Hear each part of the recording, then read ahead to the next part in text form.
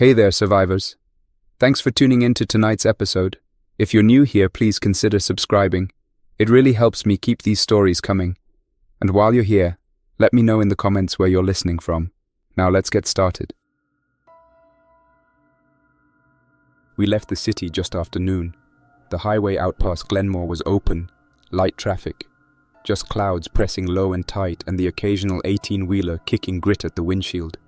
Lena dozed with her head tilted toward the window, earbuds in, but I could tell she wasn't asleep.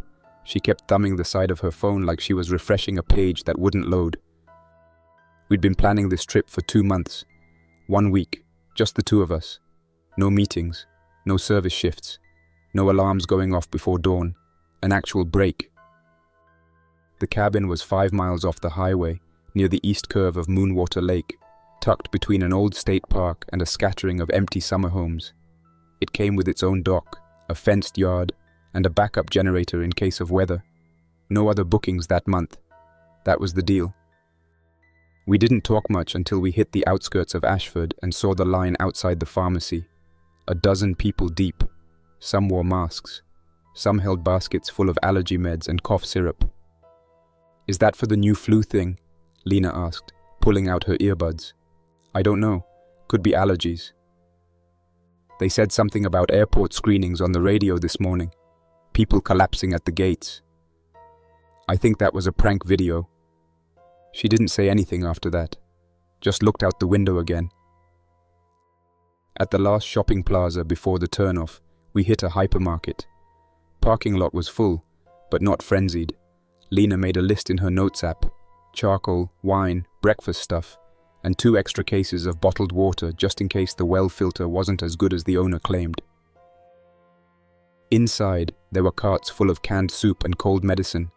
The checkout lanes were slower than normal, but no one was pushing or yelling. We grabbed everything we needed, including a couple of extra frozen pizzas and a hand-crank flashlight. Lena made fun of me for that, but it was cheap and near the impulse bins. By the time we turned down the gravel road to the lake, the sun was breaking through, and the air felt cleaner. The lake shimmered to our right, wide and glassy with just a few scattered cabins along the shoreline. Most looked empty. One had a bright blue kayak tied to a leaning dock.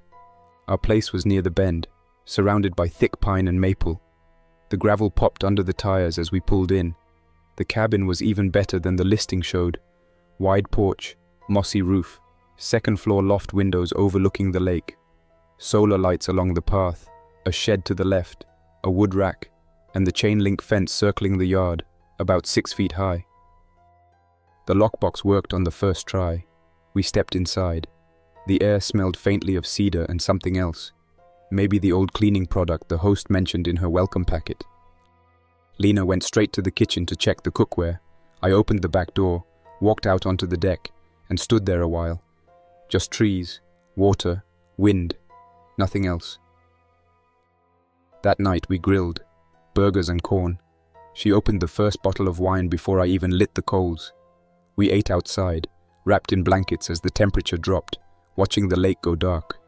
I brought out my laptop later, tried connecting through the mobile router. Not great speed, but it held a signal. Lena sat across from me on the porch with a hoodie pulled tight over her head, scrolling through her feed. "Look at this," she said, turning the screen my way. It was a video, blurry, probably from a phone. A woman in an airport terminal dropping to the floor. People backed away as security ran in. The caption read, "This isn't the flu." "Clickbait," I said, "or someone having a seizure." But there's more, lots more. People saying they feel this sound in their head before it starts, like a high-pitched ringing. We slept with the windows cracked. In the middle of the night, a pair of loons called out from the lake. The echo carried and bounced through the trees. Next morning was crisp. Coffee on the porch. She made pancakes. We didn't talk about the video. I checked my inbox. 3 messages from my boss asking for an update. I sent back a short reply and told him I was on limited bandwidth, which wasn't a lie. Later, we walked the tree line around the property. Found some old footprints near the north fence where the soil dipped. Could have been hikers, or a raccoon dragging something. The water looked cleaner than any city beach I'd ever seen. We sat on the dock and watched a single boat drift near the far end of the lake. Didn't see anyone on board, just a red cooler sitting open. Lena kept rubbing the back of her neck like she was trying to remember something. "You hear that?" she asked. "What?" "That whine. It's like it's under the sound of the wind." I didn't hear anything. She shrugged. "Maybe I've been on my phone too much. Too many screens." We went back in before sunset. She lit some candles and played music from her phone. I checked a few forums. A sticky thread at the top of a survival subreddit had been updated. Unconfirmed reports of non-standard symptoms. Anyone else getting that high-frequency sound before collapsing? Most replies were jokes, a few serious. One user from Oregon said his sister went deaf before vomiting blood. Another from Quebec claimed the collapse stage happened before any visible illness. By midnight, the stars came out. I stepped onto the porch to pee and noticed something odd across the lake. A faint blue light flickering in one of the cabins. Then off. Then back on again. I went back inside and locked the door. Day 3 started colder. The wind came in harder from the south. Lena stayed in bed while I made eggs and toast. The router dropped out 3 times in an hour. I had to tether from my phone to finish a spreadsheet. Texted my boss again. Told him things were choppy. He said half the team had called out sick. Lena came down around 10, said she'd had a headache all night. Nothing bad, just a pressure. "You don't have a fever?" "No, just tired." She made tea and sat by the window. I watched her phone screen reflect in the glass. The top post on her feed showed an emergency press conference. No sound, just subtitles. An abundance of caution. Neurological symptoms, not yet classified. We debated going into town for more supplies, but neither of us felt like moving. Instead, we inventoried what we had. Enough food for 10 days, if we didn't go crazy. That afternoon, a storm blew in. I ran outside to cover the firewood while Lena unplugged everything. Wind shook the porch lights. The trees thrashed like they were being shaken from above. Pine needles scattered across the deck and stuck to the wet boards like tiny darts. A loose piece of flashing from the shed roof had already curled back from the edge, clapping in the wind like a cheap tin shutter. The rain hadn't even started yet, but the clouds had dipped so low they looked like a sagging ceiling right above the ridge. I wrapped the woodpile in the canvas tarp the host had left by the generator and dragged a couple of logs inside, even though the fireplace was more decorative than functional. Lena met me at the door with a towel and said something about checking the fuse box. The lights had dimmed twice since the gusts started. The house groaned with every pressure wave, the beams and frame moving with the wind as if it were breathing just a little too hard. Once inside, I stood by the front window for a while, watching the way the trees leaned and twisted along the fence line. The chain link held, but the scrub and tall weeds beyond it whipped like something invisible was plowing through them, left to right in consistent waves. I couldn't tell if it was the wind, or if there really was something else moving through the edge of the woods. Lena busied herself in the kitchen, making soup from a boxed mix we picked up in town. The electricity held steady for another hour, though the light in the upstairs loft kept pulsing slightly, like it was on a dimmer being turned by unseen hands. I checked the breakers in the hall panel just to be sure. Nothing had flipped. Probably just the storm playing tricks with the line. But it didn't stop that faint pulsing glow upstairs from bleeding down the wall and flickering against the stairwell like a heartbeat through fabric. The router blinked amber and stayed there. No connection. My phone was no better. Pages wouldn't load, though the LTE bars still showed up. Lena had better luck with her offline playlists, so we played something low and slow while we sat by the fire pit, letting the sound mask the noise of the wind hammering the windows. The temperature dipped again, and I swore I saw frost edge into the corners of the glass, even though it wasn't cold enough for that yet. She didn't see it, and I didn't say anything. Around 7, the rain hit, sheets of it, hard, slamming down like thrown gravel. It didn't fall straight, but whipped sideways, striking the windows with such force that one of the outer screens on the second floor tore loose and clattered down onto the porch. I opened the front door to pull it in, and water immediately soaked the hardwood. The lake, which had been quiet all day, now swelled up against the dock and lapped over it in pulses. pushing floating debris, twigs, pine cones, maybe even a sandal, onto the lawn near the gate. I closed the door and slid the deadbolt. Lena asked if we should light candles, and I said not yet, just in case the power blinked back and surged. We used the flashlight instead and moved upstairs with a couple of thick quilts, turning the loft into our little fortress. From there, the lake was a moving wall of shadow. No reflection of the moon, no stars. Just that bloated shape of blackness pressing in past the fence. We stayed up later than usual, playing cards and watching the windows. The thunder had a flatness to it, like it wasn't echoing properly, like the hills weren't there to bounce it back. At some point, Lena got up and checked the guest room, said she thought she saw movement near the shed. I followed her down and scanned with the flashlight from the back window. Nothing. Just the tarp over the woodpile sagging under collected water, the trees twitching, and the faint clicking of branches on the roof. She stayed quiet for a while after that. Not afraid, just drawn in, like she was waiting for something to reveal itself.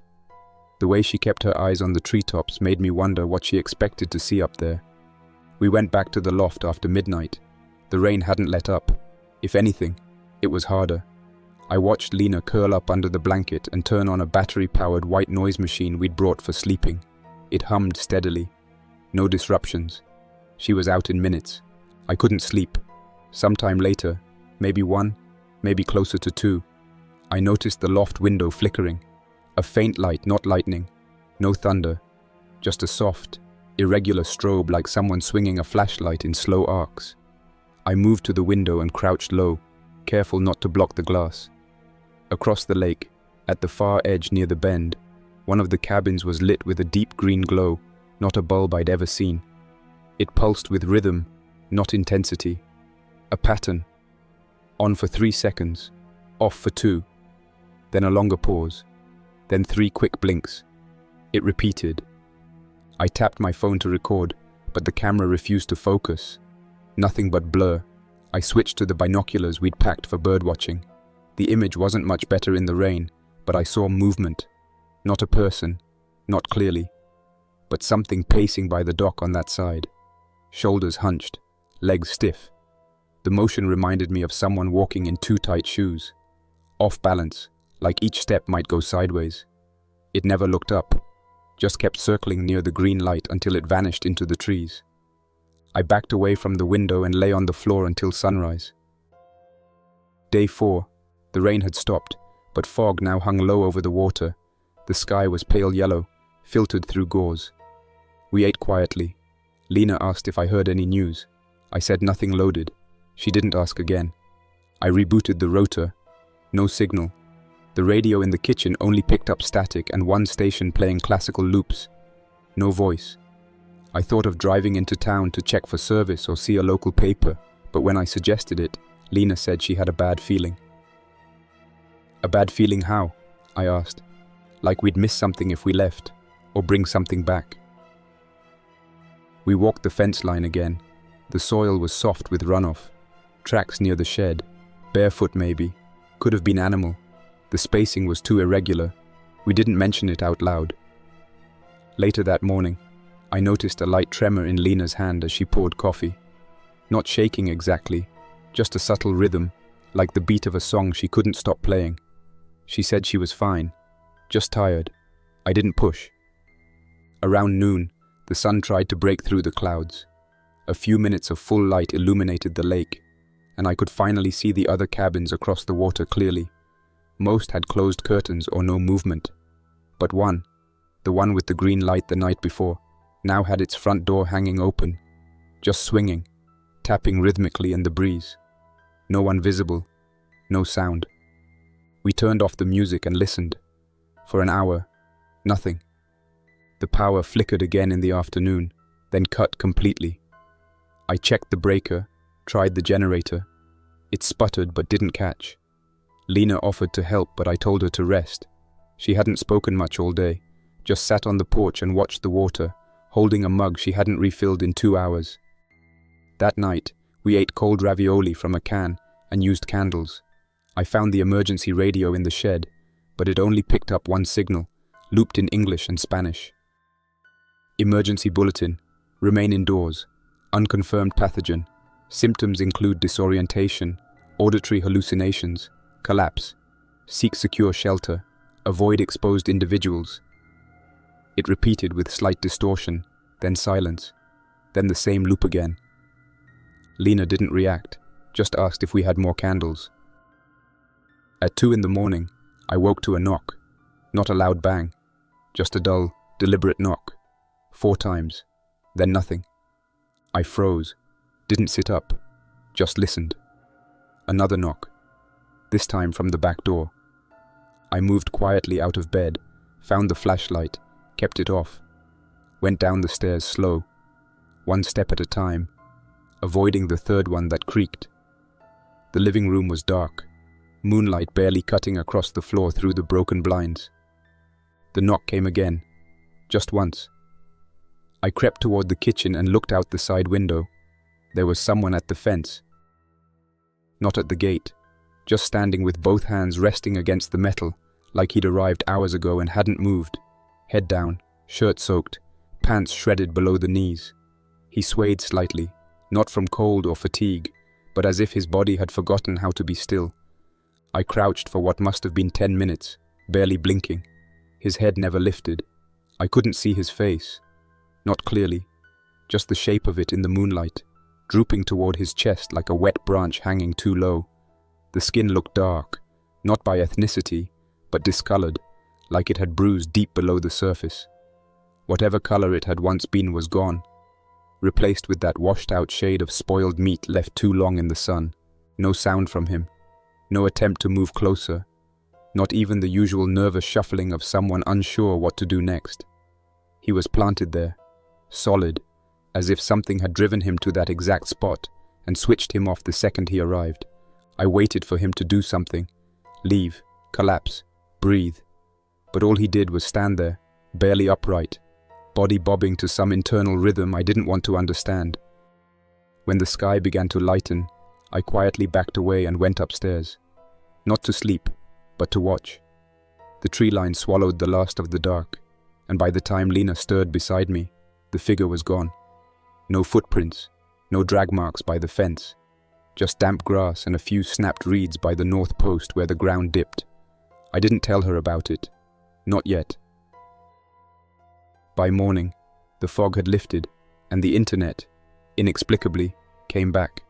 At first I assumed the router had rebooted itself, or maybe the signal was just bouncing off a nearby tower again. But no, the connection held. Full LTE, pages loaded, video played. A ping of incoming messages froze my hand above the trackpad. Lena was in the kitchen when I called out that it was working again. She rushed over, nearly knocking her coffee onto the counter. It started slow, a few notifications, a message from my boss saying he wouldn't be checking email for a while. His son had collapsed during the night and was in isolation. Then Lena opened her feed, and the screen filled with videos, short clips, grainy ones, some reposted with captions translated into half a dozen languages. A man foaming at the mouth inside a commuter train, eyes locked on the floor, hands twitching as if trying to remember how to move. A nurse in a hospital hallway recording a security cam feed, something crawling along the ground, twitching and writhing, before pulling itself upright and slamming face first into the glass. A college student live streaming from her dorm window, while sirens wailed outside. She said her roommate was bleeding from the ears and tried to bite her before she locked herself in the bathroom. Not 1 or 2 isolated events. Hundreds. From every corner of the country, cities, rural roads, airports, suburbs. The captions were a mix of panicked reports and raw information. Nothing coordinated. Some still called it a flu variant. Others swore it wasn't a virus at all, that it was neurological or even environmental. But none of it sounded like any flu I'd ever heard of. People weren't just coughing. They were collapsing mid-step, then rising again in ways that defied coordination. Some stayed on all fours, some stood, some shook as if convulsing, but their limbs would lock and unlock with sudden bursts of energy, like they were driven by something underneath the skin. Lena stopped scrolling. She sat beside me, holding her knees, jaw tight, lips pale. When I tried to speak, she just shook her head slowly. We let the silence sit between us, while the soft hum of the cabin settled over the room like insulation. Eventually, I said what we were both thinking. We shouldn't leave yet. If this is real, it's safer out here. She nodded once and added, but we don't have enough food. That was true. Our cabin was well stocked for a few days, maybe a week with careful rationing, but we hadn't planned on being completely cut off. No water stockpile beyond what we'd brought. No medication except a half-full bottle of ibuprofen and whatever scraps were in our travel kits. I checked the car, full tank, tires good. The storm had downed a few branches along the road, but nothing too big. Lena packed 2 backpacks while I printed out a list: canned food, bottled water, basic first aid, more batteries, a wind-up radio if we could find one. We'd bring cash, keep our phones off, and avoid any side conversations with strangers. I wanted to bring the hatchet from the shed, but Lena looked at me and said, "Not yet." The drive into town was tense. No music, no talking, just the hum of the tires and the occasional flutter of debris as it crossed the road. A few trees had fallen in from the sides but had already been cleared. Someone must have passed through recently. Ashford looked hollowed out. Not destroyed, not abandoned. Just quiet. One of those Sundays when a power outage has shut every business and people are sitting at home in the dark. No kids on bikes, no dogs barking, just rows of parked cars and the occasional flapping poster on a telephone pole. The grocery lot was half full, but there were no carts outside. The sliding doors were jammed open, held in place with folding chairs. A handwritten sign was duct-taped to the glass. No mask, no entry, limit 2 of each item, cash only. We walked in slow. The overhead lights were off, but the battery-powered lanterns along the shelves cast a flickering yellow glow. People moved in silence, avoiding eye contact, grabbing items mechanically. Most wore some kind of face covering, surgical masks, scarves, even a motorcycle helmet. A man in a security jacket stood near the freezers with a shotgun pointed at the floor. Lena held my hand too tightly as we moved down the aisles. The shelves had been picked over. No rice, no pasta, no toilet paper. But canned food was still there. Beans, carrots, corn, tuna. We took what we could carry. In the medical aisle, a woman stood in front of the cold and flu section, muttering something over and over under her breath. Her hand trembled as she picked up boxes and put them back. When she turned slightly, I saw her ear. Dry blood caked in the folds. We moved away fast. At checkout, a teenager behind a folding table took our cash with rubber gloves. He didn't say a word, just gave us a crumpled receipt and waved us through. Outside, I saw something that stuck with me more than anything else that day. A mother sitting in the front seat of a parked car with her child asleep in the back. She stared straight ahead, unmoving, engine off, eyes vacant. There were wet tissues scattered on the dash. Her phone was on the passenger seat, screen lit up with a paused video. Something I couldn't make out, but the thumbnail showed a man on the ground with his arms contorted behind him. We didn't stop again on the way back. When we returned to the cabin, the fence gate was wide open. We froze at the edge of the driveway. I kept the engine running. The wind had picked up again, tossing leaves and twigs across the yard like flocks of startled birds. "Did we close it?" Lena asked. "I did. I locked it." We waited another 10 seconds, then slowly pulled in. I parked close to the front door, engine still running. The cabin looked undisturbed from a distance. No shattered windows, no signs of entry. I got out first, holding the tire iron. Lena followed with one bag while I kept the other slung over my shoulder. Inside, everything was as we left it, except the upstairs window. It was wide open. The loft curtain billowed like a sail. I ran up while Lena stood by the stairs. I checked every room, closet, even the crawl space. Nothing. No footprints on the floor, no dragged dirt, no broken lock. Just that one open window, pushed all the way up, screen removed, and sitting neatly on the floor beneath it. Whatever had opened it hadn't broken in. It had come through like it already had the right to. I closed it, locked it, and pulled the curtain shut. Lena didn't ask questions.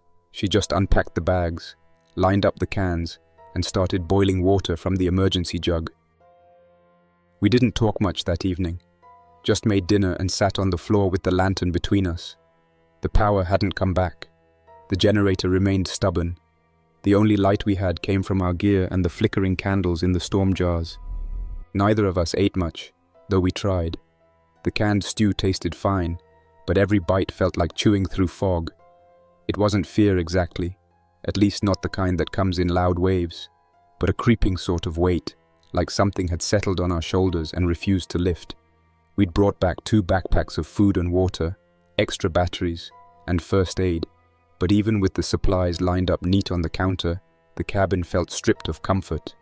The shadows had taken over the corners, and every creak of the wood made Lena glance sideways like she expected something to emerge from the hallway. Around midnight, I double-checked every window and locked every door, then pushed the kitchen table against the back one just in case. The fence was still standing, but without the lock, it might as well have been decoration. I used a piece of old conduit from the shed to bar the gate from the inside with zip ties and some rope. Not perfect, but better than nothing. Lena was already upstairs, sitting on the floor beneath the loft window with her back against the wall and her phone in her lap. She hadn't touched it much over the last 24 hours, not since the worst videos started surfacing. Now she was scrolling slowly, trying to make contact. I joined her and tried the same. The signal was shaky again, blinking in and out, but texts managed to send with a delay. I got a hold of my sister after a few tries. She said their neighborhood outside Raleigh had locked down. No official orders, but people were barricading their homes and staying off the streets. She mentioned hearing something about curfews and movement restrictions, but local news was vague. National outlets were either repeating old footage or airing pre-recorded content. When she asked if I was safe, I told her yes, and left it there. There was no point in adding more weight to her shoulders. Lena managed to reach her uncle in Chicago, though the call dropped twice.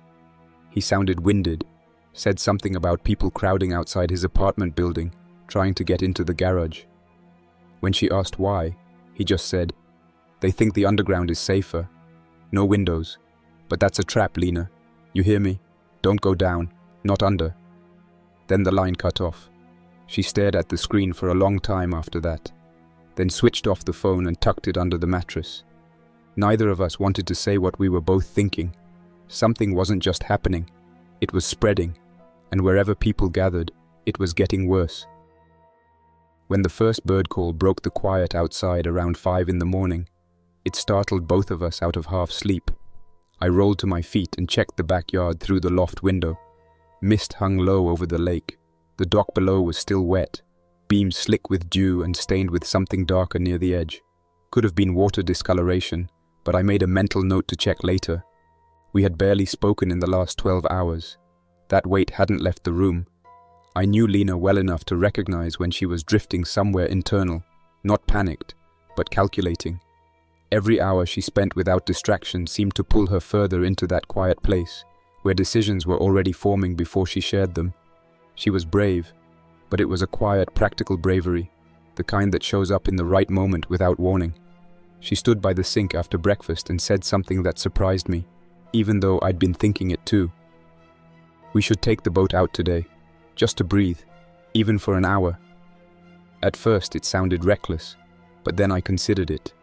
The cabin had started to feel too small, too airless. The trees were crowding the fence like observers pressing in closer. The light was thinner every day, and the clouds had barely moved. A trip out onto the open water could reset us. Not far, just beyond the bend and back. We packed light, just a dry bag with snacks, water, 2 flashlights, and a short paddle in case the motor failed. The boat was a basic aluminum fishing skiff the host had tied up at the dock, with a small electric outboard and a bench seat warped from sun and time. I checked the battery charge, half full, good enough. Before we left, I made one more attempt to scan local emergency frequencies on the hand crank radio. It crackled for a while, then cut in with a fragmented message from some regional emergency coordination point, something about red zones being enforced in high-density areas, but the voice kept dropping out. I only caught fragments. "Sir, involuntary quarantine. Cannot guarantee. Do not engage with the infected. Water sources possibly." And then silence. Lena brought a hoodie and sunglasses. I grabbed my windbreaker and left the cabin locked, though in truth, I wasn't sure who we were locking it against anymore. The lake was still. Not calm, still. The surface was so glassy it reflected the sky perfectly, except the clouds weren't moving. They just hung there, mirrored above and below, grey on grey. The boat pushed off with barely a ripple. For a while we didn't speak. The quiet wasn't awkward, it was necessary. The world beyond the shoreline had become so loud, through screens, messages, memories, that now the silence felt like shelter. We rounded the bend slowly, passing the collapsed blue kayak we'd noticed earlier that week. It still bobbed against a fallen tree, half submerged, no sign of its owner. Further along, we saw one of the empty cabins that had flickered with that green light. The door was shut now, the front window broken inward. Moss climbed up the side like it had aged a decade in days. Lena stared at it until we passed, then kept her eyes forward. We dropped anchor maybe 300 feet from shore, where the lake bottom dropped off. I turned off the motor. The air was cooler here, unfiltered. No insects, no birds, just the occasional creak of the hull shifting under us. Lena opened a bottle of water, took a sip, then handed it to me without looking. "I think this place is dead," she said. "Not just the town, the air, the lake. Like everything's gone soft. Hollow." I didn't argue. I felt it too. The lake used to feel wide. Now it felt like a bowl. We stayed there for maybe 45 minutes. Neither of us wanted to be the first to suggest going back. But eventually I turned the motor on and pivoted the boat gently toward home. As we passed the center of the lake again, I noticed a distortion in the water, barely visible, just a trail of ripples heading slowly toward shore, like something large moving beneath. It wasn't a fish, it wasn't the wind, it was deliberate, like a hand dragging just beneath the surface. I didn't point it out to Lena. She was already gripping the edge of the boat too tightly. Her knuckles had turned pale. Back on the dock, I tied off the boat and helped her onto the grass. She stood there a minute, looking at the water, not speaking. Then she turned and walked back toward the house. That evening, we used the last of the fresh vegetables to make soup and sat on the floor again, backs against the couch, bowls in hand. The generator still wouldn't start. I'd tried cleaning the leads and checking the choke, but it coughed once and refused to turn over again. The solar lanterns were holding a charge, and we had enough batteries for another week if we were careful. I wanted to ask her if she'd seen the ripples too, but I kept it to myself. Whatever she had or hadn't seen, it didn't matter anymore. We were both pulling inward, mapping escape routes in our heads, deciding silently when the moment would come to run. That night, I woke to a sound like scratching on metal. Not frantic, not loud, just the repeated drag of something along the back fence. I stayed in the loft and listened. It didn't stop for almost 20 minutes. In the morning, I found a torn strip of cloth caught in the chain link. It was damp, frayed, and stained with something too dark to be mud. The fabric had snagged on the twisted upper loop where I jury-rigged the rope barrier across the broken gate. I didn't call Lena out to see it. There wasn't much sunlight yet, just a pale grey leaking through the trees, but the color in the cloth didn't need strong light to tell me what it was. It had bled through the fibers and dried around the edges, dark and coppery, unmistakable. I stood there for a long time with it in my hand, running the stiff strip between my fingers, trying to make sense of what it meant. Whoever had come that close during the night had pressed hard enough against the fence to leave a piece of themselves behind. Not just clothing, not just a scrape, but something that came off during contact. They had leaned in, maybe tried to climb, maybe stood there watching us sleep until the metal tore at them without them reacting. That was what bothered me most, the idea of someone injured and unresponsive, just leaning their weight into steel until it bit back. Inside, Lena was packing candles into empty soup cans to make makeshift lanterns. She didn't look up as I walked in, just said we were down to a dozen batteries and one USB brick with a single charge left. I told her about the cloth. She nodded once, slow, then asked if I thought we'd need to leave soon. "I don't know," I said, "but we should probably talk to the owner, extend the stay." We hadn't heard from him since the initial welcome message the day we arrived. The Airbnb app still loaded with enough signal, but it was barely functional now. Most images broken, messages delayed, or showing error screens. I tried his direct number. It rang longer than I expected. Just when I thought it would cut to voicemail, a man picked up. "Yeah?" His voice was rough, clipped, not unfriendly but distant. "Hi, we're at your cabin off Moonwater Lake. We were hoping to extend our stay by another week. Is that okay?" There was a pause, then the sound of him shifting something in the background.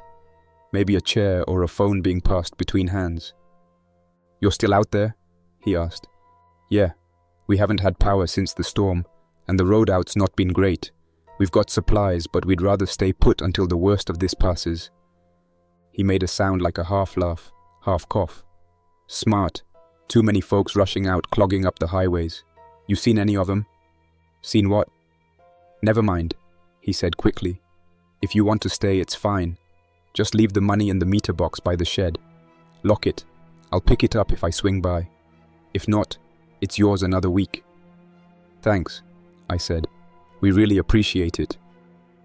Then the line cracked, fizzled, and died. I looked down at the phone. No signal. I tried calling back once, straight to voicemail. Then nothing. We left the cash sealed in a waterproof pouch inside the metal box, as instructed. After that, the signal came and went all day. 5 minutes of connection here and there, sometimes long enough to receive push notifications from Lena's family group chat. A few of them were safe. Others had gone dark. Her cousin had posted a video from downtown, somewhere in Oregon. Police barricades in flames, people throwing furniture from windows, others just wandering in the street, eyes wide, faces blank, unaware of the danger around them. There was no sound in the clip, just the sickly glow of fire and bodies standing too still in the chaos. Mid-afternoon, while Lena boiled water over the propane burner on the porch, the siren started. It wasn't a storm siren. It wasn't like the ones we'd grown up hearing in drills. This one was lower, more methodical. 2 long bursts, a pause, then 3 short ones. It played again 5 minutes later, but this time it was followed by a garbled broadcast from a nearby repeater tower. "This is a regional emergency alert. Remain indoors. Do not leave your home or temporary shelter. Travel is restricted unless directed by authorities. For the list of safe zones, consult the Department of Health website or contact local law enforcement." It looped again, then silence. Lena stood beside me, still holding the pot, the water inside barely steaming anymore. Her hands didn't shake, but she didn't blink either. That stillness had returned, the same stillness I'd seen in her during the boat ride, the same one she slipped into whenever her instincts told her things were worse than either of us had admitted out loud. We brought everything inside, closed every curtain, and sat for a while by the front window, peeking through the edge of the blinds. Across the lake, the cabin that once flickered green was completely dark. We hadn't seen anyone there in days. A canoe was floating about 50 feet offshore, with its oars still resting in the clips, untouched, its bow slowly turned in the wind. It was late afternoon when the patrol car showed up. We heard it before we saw it. Wheels crunching over the gravel, a long, deliberate engine idle. I looked through the blinds and saw the old white and blue sheriff's office SUV roll to a stop just beyond the gate. The driver's door opened slowly, and a figure in uniform stepped out. He didn't walk toward the house right away, just stood by the open door, scanning the property, the trees, the shed, the dock, one hand on his belt, the other resting on the top of the doorframe. After a moment, he lifted a radio and said something into it. Then he started walking up the gravel, calm but cautious, like someone who'd seen too many surprises in the last few days. I met him on the porch, not because I wanted to, but because I didn't want him approaching the house without us seeing his hands. "You folks renting this place?" he asked, stopping at the bottom step. He was older, maybe mid-50s, and his uniform was wrinkled but clean. His sidearm was holstered. His eyes were sharp but tired. He looked like someone who'd slept in his car more than once that week. "Yes, sir," I said. "We've been here 5 days. We spoke with the owner this morning." He nodded slowly, glancing past me at the door behind. "Everything all right here?" "Power's out. Internet's off and on. We're okay, but..." We've seen people near the fence. At night. Not locals, I don't think. He tilted his head slightly, the way someone does when they've already heard the same thing 5 times and are trying not to let it show. People moving through this area, on foot, no vehicles. A lot of them don't talk, just walk. Some stop, some don't. He paused. You've had trouble? Nothing direct, I said, but we found a piece of torn clothing on the gate, and some strange behavior, watching us, not reacting. He exhaled through his nose, like a man who'd just heard confirmation of something he'd hoped to dismiss. They're coming out of the state road, maybe from the highway. We don't know how far it's spread, but this area's not untouched. I'd recommend staying put. Don't light the place up at night. Don't make noise. Don't go near anyone that doesn't speak or respond when spoken to. Some folks have been off, lost. I nodded. What about safe zones? We heard the siren. There are a few. He didn't elaborate, but they're not taking people unless they're confirmed unexposed, and that's not easy to prove right now. It's safer if you stay where you are and make it hard to be noticed. Lena stepped out then, quietly, with a polite smile that didn't reach her eyes. Sheriff, did you see anyone along the lake road this morning? He turned to her and nodded once. A woman walking barefoot along the shoulder. Wouldn't stop when I pulled up, just kept going. I marked the spot and called it in. She didn't respond to my voice. He adjusted his belt and stepped back. You got a weapon in the house? No, I lied. The hatchet from the shed was behind the door, but I wasn't going to give him any reason to come inside. Get something, he said. Not harsh, just matter of fact. Don't open the door unless you recognize who's out there, and if you get a message saying to evacuate, ignore it. Not unless it's from me or someone wearing my badge. I nodded again. Understood. He didn't linger, just tipped his head and walked back to the SUV. As he pulled away, I noticed the back seats were empty, but stained with something dark on the fabric. Not wet, just dried patterns like something had bled out while strapped in. He didn't look back. The sound of the engine faded into the trees like a boat disappearing into fog.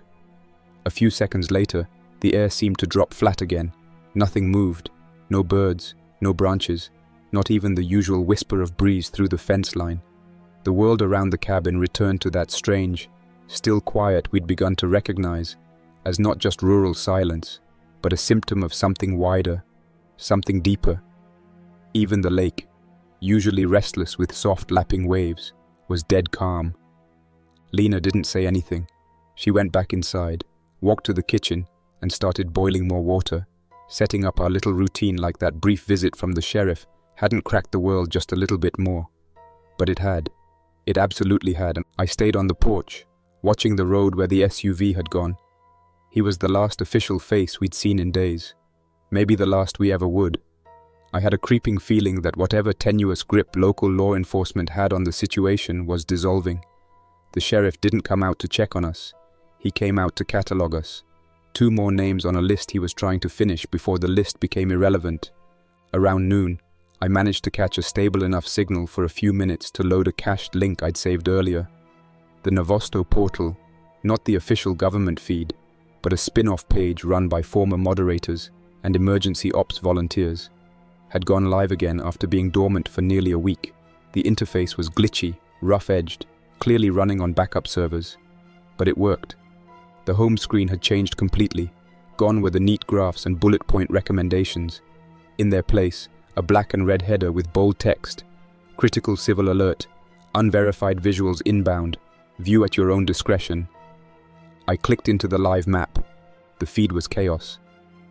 First image. A grainy street cam from somewhere in Dallas. A man stumbling into frame, clutching his abdomen. His shirt was soaked. The fabric torn like something had clawed up through his stomach from the inside. He dropped to his knees. 3 others ran toward him. At first it looked like they were trying to help. Then one of them leapt forward, mouth open, teeth bared, hands clawing at the man's neck with no attempt to restrain. Just pure, violent attack. The others followed. The scene cut out just as the first victim fell backward under their weight. Next image. An alley in Buenos Aires. A woman screaming into the lens of her phone, voice muted, but her face was twisted with panic. Behind her, a man in a police uniform was pinned against a wall by someone biting into his forearm. Blood sprayed like paint from an aerosol can. Third image, a still frame, watermarked by what appeared to be an amateur drone operator. A small town intersection, 6 bodies piled in the street, none of them in uniform. The drone hovered low enough to catch motion. One of the bodies twitched, then sat up, mouth hanging loose, as if the jaw had dislocated. A shadow crossed the lens just before the feed broke. I scrolled through more. None of the footage looked doctored. Not that level of detail, not that randomness. These weren't viral videos chasing views. They were pieces of something larger, uncensored, leaked, or uploaded by people who hadn't stuck around long after. Lena returned from the shed with a plastic tub of rags and asked if I needed anything. I shook my head and showed her the portal. She crouched next to me and watched in silence. Her face hardened, not with shock, but with recognition. "What's happening in the cities is ahead of what's happening here," she said after a while. "We're behind the curve, but not by much." I closed the laptop. The battery had dipped below 20%, and the solar charger wasn't getting enough daylight under the clouds. We had to ration not just food, but information. Too much at once would crush us. By late afternoon, the feed had spawned mirror versions. The portal's sidebar filled with emergency survival guides, shared mostly by anonymous posters. Some were practical: how to sterilize water without heat, how to insulate windows with only duct tape and cardboard, how to build makeshift alarms using soda cans and twine. Others were grimly desperate: lists of substitutes for antibiotics, diagrams showing where to find the cleanest water in abandoned homes, tips for dressing open wounds with alcohol wipes and strips of plastic. A long post under the heading, "When to Stop Treating and Just Barricades," sat near the top. I didn't open it. The wind picked up again near dusk. Lena stood by the dock, arms crossed, hoodie up. I watched her from the porch. She hadn't said much in hours, but I knew she was still processing everything she'd seen. The boat bobbed lazily behind her, tied in 2 places. The motor tilted upward to keep the prop out of the water. "I think the water's changing," she said without turning around. "It smells wrong." I walked down to join her. She wasn't wrong. There was a faint tang in the air now. Not rot exactly, not algae either, but something in between. A metallic note, sour and thin, like blood in an old pipe. We stayed out until the clouds started shifting, splitting slowly in the sky like tired fabric. Somewhere behind them, the sun was dying orange, but it didn't feel warm. The wind carried a sharpness now, not cold, but alert. Even the trees seemed to lean inward slightly, their branches tightening like knuckles. That night, while Lena cleaned the pans and arranged the remaining canned food into groups, vegetables, proteins, soups, I cranked the emergency radio one more time. The broadcast had changed again. No more looped announcements, just static. Then a new voice, calmer than the last, female, deliberate. "This is a public health update for Region 17, Sector 4. Active transmission confirmed in multiple urban centers. Symptoms include auditory distortion, sensory interruption, motor seizure, and aggression. If you encounter individuals exhibiting advanced symptoms, maintain a minimum 20-foot distance. Do not attempt to restrain. Do not approach. Remain inside. Authorities will issue relocation orders as capacity allows." Then it repeated, then silence. Lena sat down across from me, drying her hands on a towel. "We're not leaving," she said plainly. "We'd never make it through the towns. Not now." "I wasn't planning to," I replied. She nodded, and that was that. At some point after midnight, I woke to a soft thump against the side of the cabin. Not hard, not enough to shake the frame, but deliberate. Not a branch, not a squirrel, just a sound. Lena was awake too. She sat upright, listening. Neither of us moved for a minute. Then another thump, lower this time, against the back near the kitchen. I grabbed the flashlight and walked quietly to the corner window, keeping the beam off. When I peered out, I saw the silhouette of someone walking along the inside of the fence, head tilted sharply to the left, one arm dragging behind like it had lost its bones. He didn't look up. just circled the yard, feet crunching dead leaves, one step at a time, like he was on a loop. I stood there for several minutes, breathing shallow through my nose, barely moving, watching him complete the full, slow circle around the house. At times, I lost him behind the shed or past the tree line, but he returned again, always at the same pace, with the same tilt to his head, the same limp. Eventually, the movement disappeared back into the woods. No break in the underbrush, no sound of retreat, no sudden sprint, just vanished, as if the circuit had ended and the puppet had been wound back onto its string. The storm started just after 3. It wasn't one of those slow-building spring rains. It didn't begin with drizzle or warning taps on the roof. One moment the wind was whispering through the trees, and the next the entire forest bent sideways under a sudden howl. Rain slammed against the roof like fists. Thunder cracked so loud the loft windows buzzed in their frames. Somewhere behind the house, a loose piece of siding snapped and flapped until it broke free. We'd already set up our sleeping area in the small laundry room near the center of the house. Fewer windows, no shelves, nothing sharp. The walls were interior and the ceiling low, reinforced with old wooden beams. It felt like hiding in a utility closet during a bombing raid, but that's what we needed. Lena gathered our sleeping bags and laid them on the floor, lining the edges with spare pillows and rolled-up towels. I placed the crank radio beside the door and kept the hatchet from the shed within reach. The room stank faintly of detergent and mildew, but it was dry, and the walls didn't rattle as much as the loft. We sat in the darkness, listening to the wind scream across the roof and through the trees, listening to the rain flatten the yard and drown out everything beyond. It went on for hours. The thunder came not in bursts, but long rolling waves that never quite stopped. It felt like the whole sky was flexing, low and mean, ready to snap. Somewhere around 5, we heard a sound that didn't belong. A heavy tearing crack followed by a deep impact, like a hammer falling from the clouds. Not thunder, not lightning. Wood, splintering, falling. A tree. Neither of us spoke. We just looked at each other, and I nodded once. We didn't sleep that night. Even when the storm started to pass and the thunder moved east, the wind remained, and the rain held steady. I kept hearing faint taps on the siding, scratches on the outer walls, sometimes too slow and too deliberate to blame on tree limbs. When the sun finally dragged itself over the ridge in the morning, the house felt like the inside of a buried shelter, quiet, damp, forgotten. We stepped carefully through the living room, pulling curtains back an inch at a time to check the yard. The back looked worse than expected. A large pine from the outer edge of the property had cracked near its base and fallen directly onto the north corner of the fence. The top half of the tree lay draped across the chain link like a broken bridge, branches tangled in the mesh, trunk split but still mostly intact. And beneath it, half under the twisted fence, half under the tree, lay a man. At first, I thought he was dead. He looked crushed. One leg was bent the wrong direction.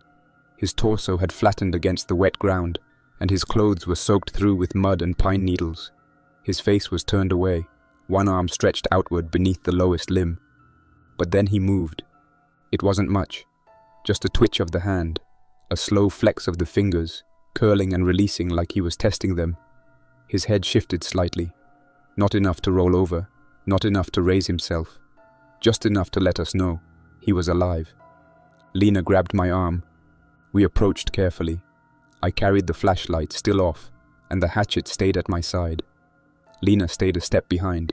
The grass was slick underfoot, flattened from the rain, and the air stank of sap and something beneath it. Rancid, coppery, familiar. As we got closer, I began to see what we were really looking at. His clothes were torn beyond repair, shredded across the back like he'd been dragged through glass. One of his shoes was missing, the other barely clinging to his foot. His skin, what remained visible, was pale and bloated, not from rain, but from something deeper. A swelling under the surface like whatever was inside him had long outgrown its casing. Then he turned his head. His eyes were open, barely, clouded, sunken. Blood had crusted from his nose and mouth, and what little remained on his lips was black. But what stopped me was the sound. He wasn't breathing. He was growling, low, guttural, continuous, like a noise loop trapped deep in the throat, vibrating against a wall of dried blood and shattered teeth. His jaw shifted, but it didn't form words. His tongue lay limp in the back of his mouth. He wasn't trying to speak. He wasn't even aware we were there. His eyes didn't track us. They stared into the ground. He twitched again, fingers digging at the soil like he was searching for something underneath. I knelt down and looked closer. The tree hadn't just pinned him. It had cut him in half. The weight had crushed his lower spine and pelvis, tearing clean through meat and muscle. What remained of his body was twisted and useless, and yet, he moved. He dragged. He twitched. He growled. I rose slowly. "We need to call the sheriff," Lena whispered. I pulled out my phone. No signal. I tried again. Nothing. Not even the emergency call option. Just a dead bar and a spinning icon. We backed away together. Back inside, Lena sat on the floor and buried her face in her hands. I watched the edge of the woods from the window, waiting for the next thing to go wrong. By afternoon, the rain returned.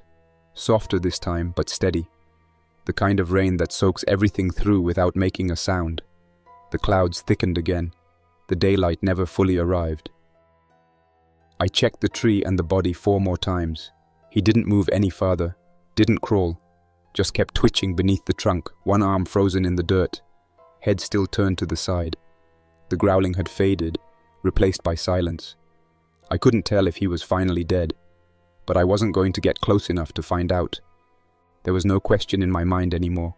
Whatever this was, whatever had taken that man, it wasn't like anything I'd ever read about or seen in a hospital or a video. It wasn't fever or rabies or some neurological seizure spiraling out of control. That man should have been dead.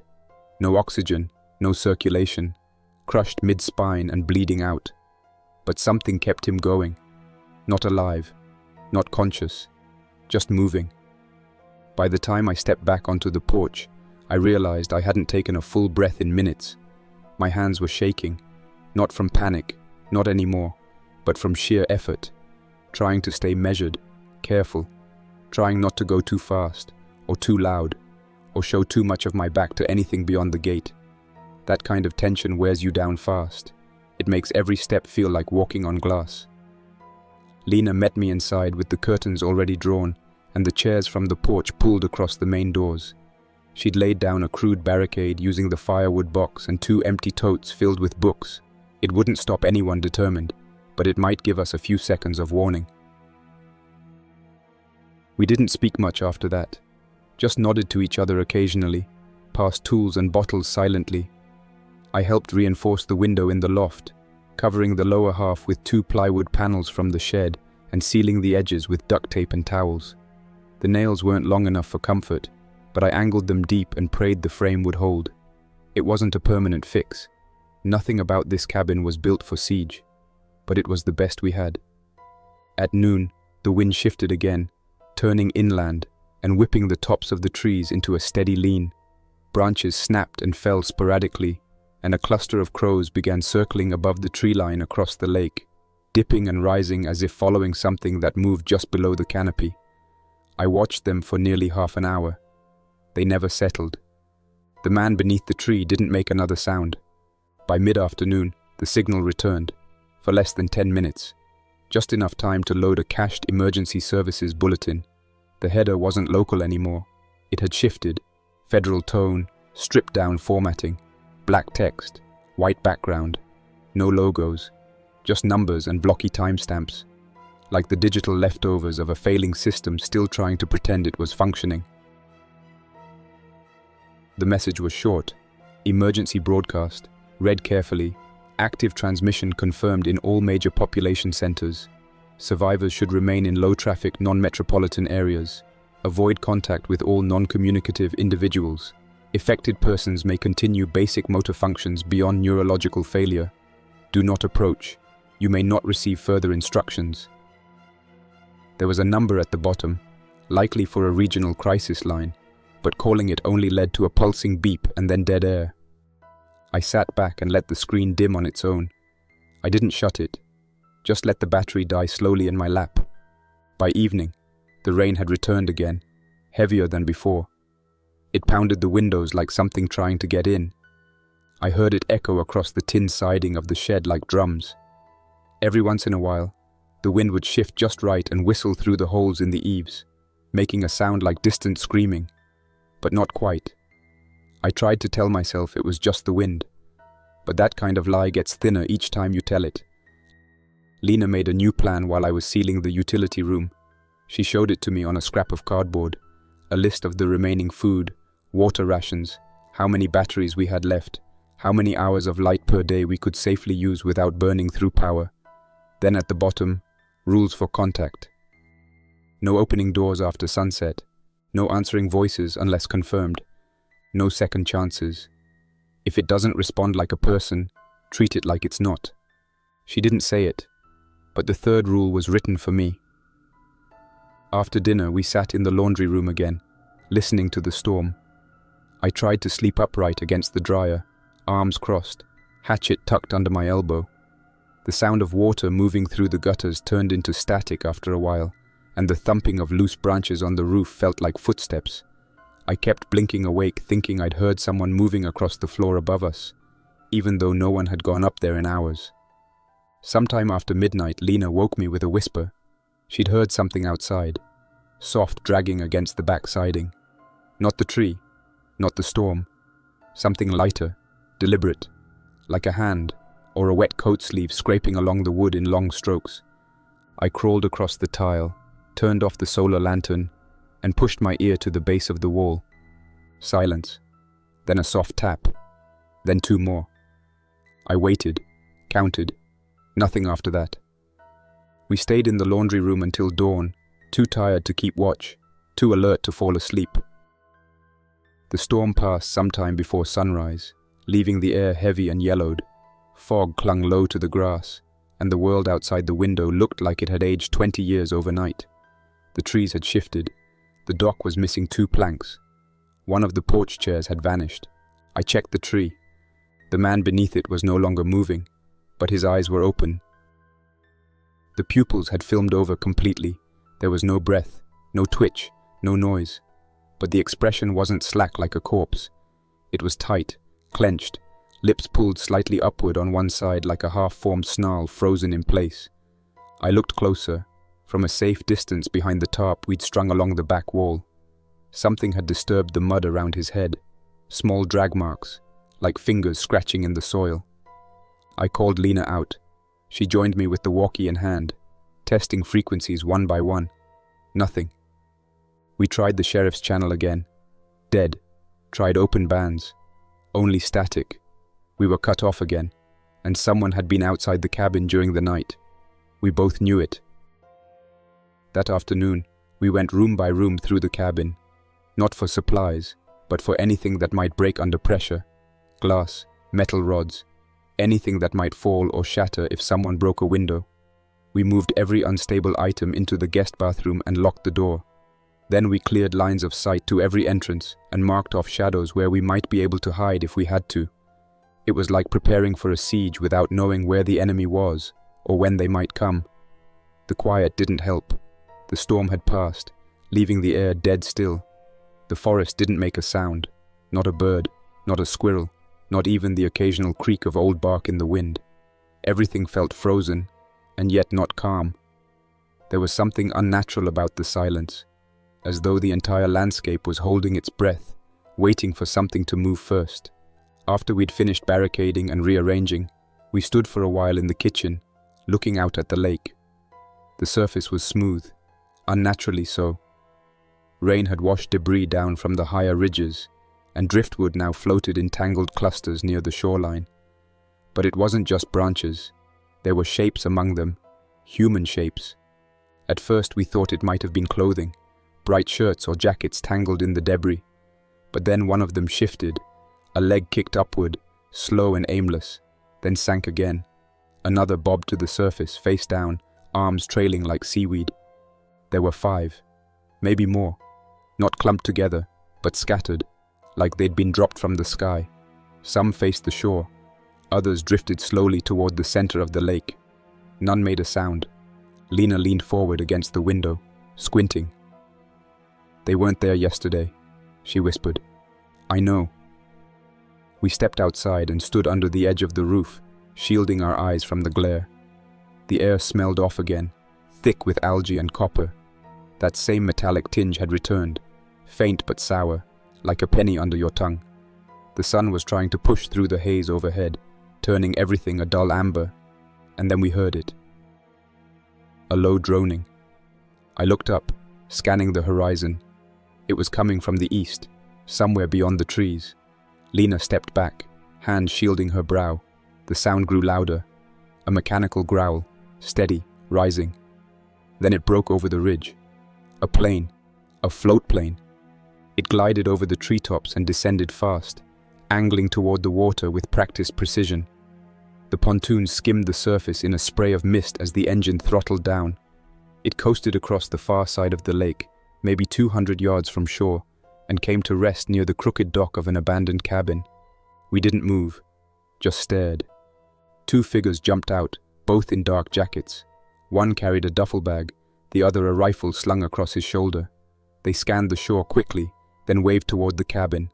Another man stepped out from the tree line, shouting something we couldn't make out. A fourth appeared, helping to drag what looked like a fuel container. Then shouting, louder now, angry. One man gestured wildly.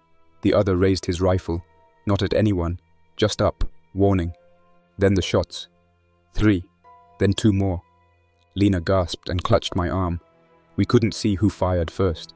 One of the men on the dock ducked behind a pile of crates.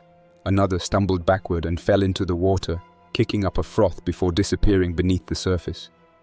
I cupped my hands and shouted, "Hey, we're here. Do you need help?" Nothing. No answer.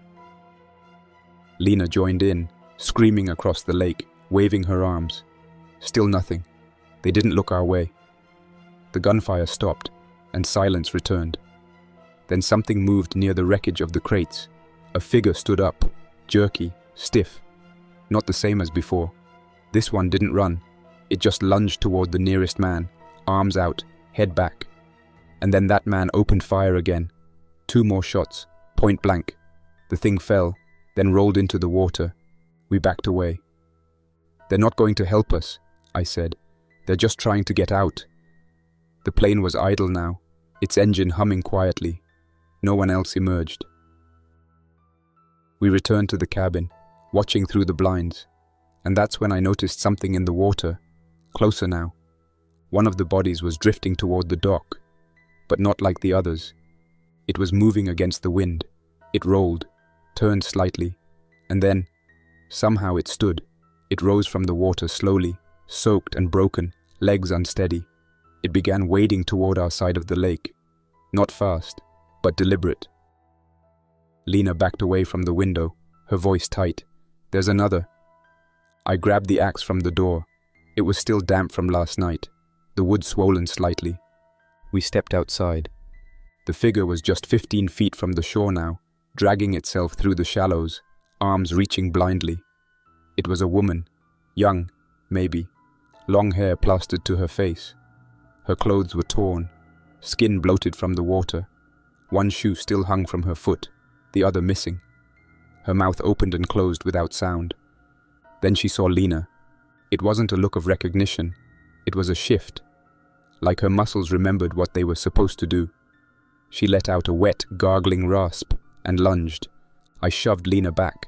The woman fell forward, landing on her hands and knees, but sprang up again instantly, unnaturally fast for someone with waterlogged limbs. She reached for Lena, nails scraping across her sleeve. I swung the axe. The handle struck her in the shoulder, knocking her sideways. She tumbled to the grass, arms flailing. I raised the axe again, hesitated. She rolled toward me and lunged again. I didn't think. I brought the axe down, hard. It hit her jaw, glanced off the side of her head. She stumbled again, almost falling backward, but didn't stop. Then she growled. Not a word, not a scream. Just that same guttural, grinding growl. I screamed and swung again, this time with both hands. The blade sank into the top of her head with a sickening thud. She collapsed, completely. No more twitching, no more noise. Just stillness. Lena stood frozen beside the porch. I turned to her, breathing hard. gripping the axe so tight my hands ached. She didn't speak. We dragged the body to the far end of the fence and left it there, covered with a tarp and weighed down with stones. I couldn't bring myself to bury it. Not yet. Not like this. That evening, Lena was quiet.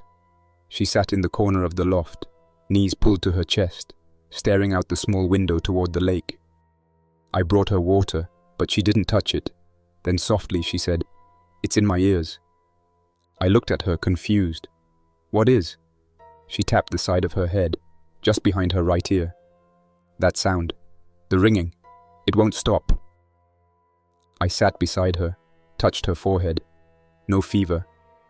Her skin was cool, but pale. Then I saw it. A small trickle of blood, running from her right ear, down her jaw. She looked at me.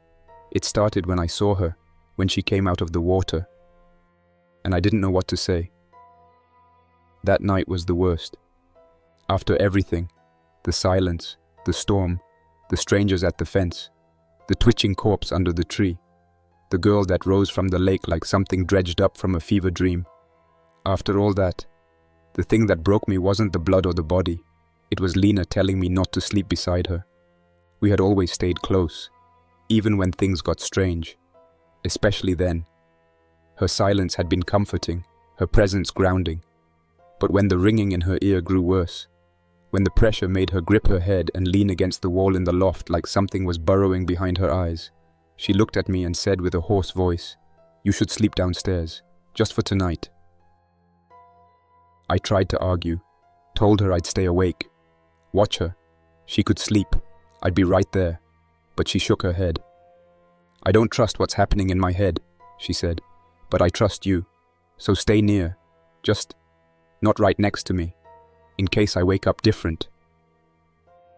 That word, different, carried more weight than either of us wanted to admit.